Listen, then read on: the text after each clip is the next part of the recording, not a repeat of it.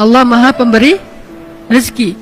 Kita nggak boleh khawatir. Kalau kita, apa arti yakin dalam bahasa Arab? Istilahnya apa? Percaya dalam bahasa Arab istilahnya apa? Iman. Iman itu dari bahasa aman yang artinya nyaman, tidak ada rasa gundah, tidak ada gangguan, tidak ada zilzal, guncangan, tidak ada keraguan-raguan, aman. Maka orang yang beriman hatinya aman. Orang yang beriman hatinya tentram. Orang yang beriman hatinya nyaman. Kalau kita yakin bahwa Allah Maha Pemberi rezeki, maka kenapa kita merasa takut? Kenapa kita merasa sedih?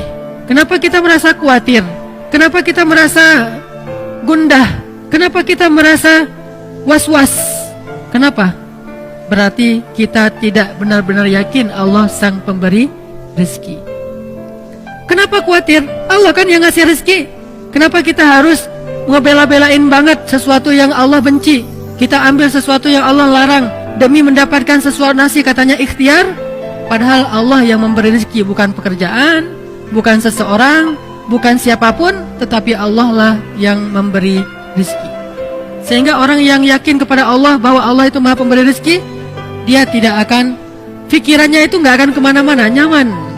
Tapi ketika dia mulai suuzon sedikit saja, bisa nggak ya saya makan hari ini? Berarti dia sudah suuzon kepada zat Allah Sang Maha Pemberi rezeki. Kalau saya nanti nikah, saya bisa ngasih makan nggak kepada istri dan anak-anak saya? Asa ayyughniyahumullah, kata Allah.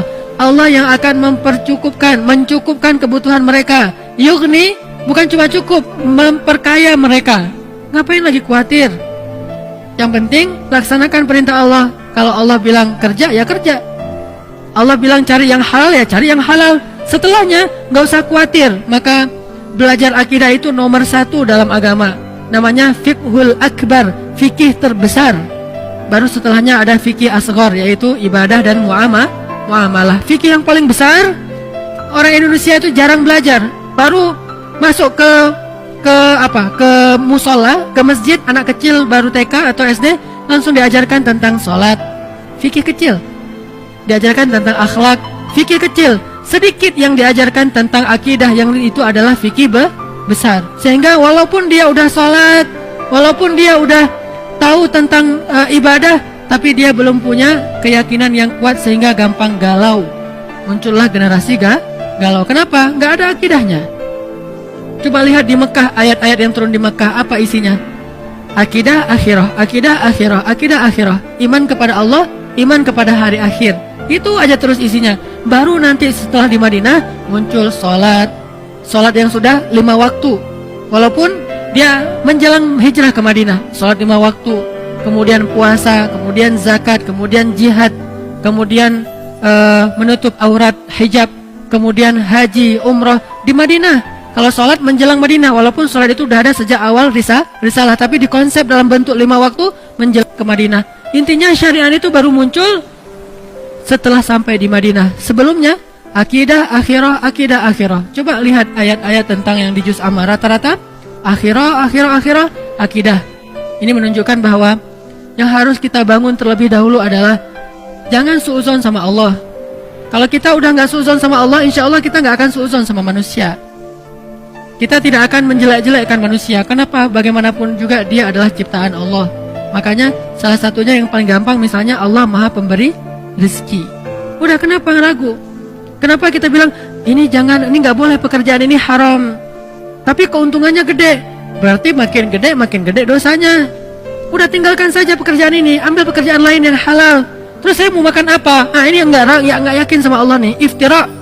Ini suuzon sama Allah. Kalau misalnya dikatakan ini haram Ustaz, haram. Tanya lagi ke Ustaz lain, Ustaz ini halal nggak? Haram. Ustaz ini halal nggak? Haram. Dalilnya jelas. Ya sudah, mulai hari ini juga saya langsung akan resign. Saya akan minta berhenti. Bahkan uang pensiunnya pun saya nggak berani makan. Kalaupun saya ambil, saya kasih ke fakir miskin, tapi saya tidak akan makan. Kenapa? Saya tahulah Allah yang Maha Pemberi rezeki. Falima syak. Lalu kenapa ragu? Kenapa was-was? Kenapa khawatir? Gara-gara kurang yakin kepada Sang Pemberi rezeki. Kan enak hidup kalau udah yakin sama Allah Maha Pemberi rezeki. Dan yakin itu yakin yang paling benar. Kalau keyakinan kepada selain Allah, keyakinan yang palsu.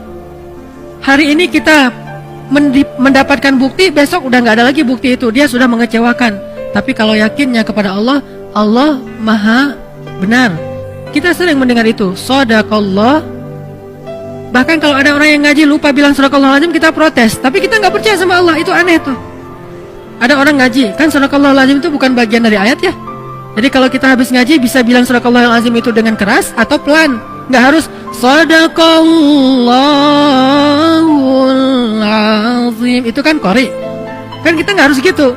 Kita bisa baca misalnya wasa'at masira Shadaqallahul-Azim. Bisa. Atau bareng-bareng Shadaqallahul-Azim semuanya kan bisa kan? Namanya juga bukan ayat. Kalau lupa dibaca pun tidak dosa. Tapi karena luar biasa ya kita ya, hebat. Kalau ada yang lupa bilang Shadaqallahul-Azim, Ustaz kok tadi nggak pakai Shadaqallahul-Azim? Tapi giliran dikatakan yang tadi Allah Maha Pemberi rezeki, tinggalkan pekerjaan itu. Terus nanti saya makan apa? Mana Shadaqallahul-Azim? Mana yang dia bilang Allah itu Maha benar? Udah gitu terjemahannya salah lagi kan? Maha benar Allah dengan segala firman-Nya. Padahal apa? Maha benar Allah yang Maha Agung.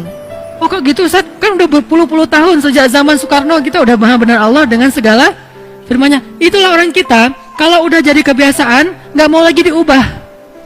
Takut dengan perubahan. Dia bilang nggak boleh fanatik. Kenapa fanatik kepada yang nggak benar?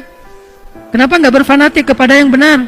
Itu aja udah terjemahannya salah. Dan terus kenapa juga harus kalau ada qori itu terus sari tilawah harus perempuan? Mentang-mentang gara-gara istilahnya sari gitu harus perempuan? Shadaqallahul Azim. Udah sebelahnya aku berlindung dari godaan setan. Nunjuk lagi tuh. Yang terkutuk. Ini kenapa harus gini gitu loh. Aneh kan? Kenapa nggak si qori'nya aja, kan udah ada Quran terjemah, tinggal baca. Dia baca gini nih. Dengan nama Allah yang Maha Pengasih lagi Maha Penyayang, sungguh kami telah memberikan kepadamu kemenangan yang nyata. Kan jelas. Kenapa harus ada dua orang? Satu laki-laki, satu perempuan. Bukan muhrim pula. Saya qori waktu kecil. Jadi saya sering tampil di televisi. Malam Jumat, cari tilawahnya perempuan. Masih kecil untungnya. Coba kalau udah remaja, cari tilawahnya perempuan. Qori'ah, suaranya bagus. Dia aku berlindung apa segala macam. Nanti kalau ayatnya tentang neraka, kayak orang baca puisi kan? Ini karena kebiasaan kita. Makanya kalau kita rajin bilang Shadaqallahul Azim, kenapa Shadaqallahul Azim itu nggak masuk ke hati? Kenapa cuma di lisan? Shadaqallahul Azim, Maha benar Allah yang Maha Agung. Kenapa enggak? Oh benar tuh, memang benar, ayat itu memang benar. Memang Allah Maha Razzaq, memang Allah Maha Rahman, memang Allah Maha Ghafur, memang Allah Wahhab. Jadi kalau misalnya dia belum dapat anak, berdoa lagi, berdoa supaya Allah kasih anak. Udah berdoa, bukan udah, nggak ada cerita udah berdoa, terus berdoa. Kenapa? Kalau nggak dikasih anak nanti dikasih di mana? Di surga. Memang di surga ada anak. Hadis riwayat Tirmidzi. Baru aja kemarin saya baca. Kata Nabi, ketika seseorang menginginkan anak di surga, hari itu juga istrinya hamil dan melahirkan tanpa rasa sakit. Hadis riwayat Tirmidzi. Abu Dawud, ketika seseorang menginginkan anak di dalam surga, hari itu juga istrinya hamil dan melahirkan tanpa rasa sakit dan tanpa menghilangkan keperawanannya. Lahir anaknya. Berarti kita punya anak banyak di surga? Punya anak banyak. Makanya nggak usah berputus asa, minta aja anak. Rabbi habli minas salihin, Rabbi habli min ladunka waliya, waj'alhu Rabbi radiyya, Rabbi habli min ladunka dzurriyyatan thayyibah, Rabbana hab lana min azwajina wa dzurriyyatina qurrata a'yun. Kok belum Ustaz? Ala inna nasrallahi qarib, innallaha sami'ud du'a, Rabbi habli minas salihin, Rabbi habli minas salihin. Terus saja minta. Kenapa? Allah kita yakin Sami', Maha mendengar. Dan kita yakin, kata Nabi dalam hadis qudsi, Allah berfirman, aku malu kalau melihat hambaku mengangkat kedua tangannya lalu aku tidak mengabulkan doanya, itu aku malu. Maka kalau kita yakin sama itu, terus saja minta. Allah nih pasti malu nih nggak ngabulin. Allah beri saya anak, pasti Allah malu, pasti Allah mendengar. Tapi kalau kita bilang Allah dengar nggak ya, itu suudzon. Allah mau ngasih nggak ya, saya khawatir Allah nggak akan ngasih, itu suudzon. Karena Allah sendiri mengatakan, aku ujibu da'watad da'i idza da'ani. Aku pasti mengijabah. Pasti aku akan memberikan apa yang Mereka minta, maka mintalah ke Allah. Kalau kita ragu, Allah ngasih nggak ya? Allah mendengar nggak ya? Berarti kita udah su'udzan terhadap Allah, iftira. Padahal Allah sami'ud du'a, Allah wahhab, maha pemberi, Allah syakur, maha menghargai, Allah razak, maha memberi rezeki. Ini gak boleh kita ragukan sedikit pun, sampai nanti kita malah bersu'udzon kepada Allah. Mengurangi hak Allah itu gak boleh.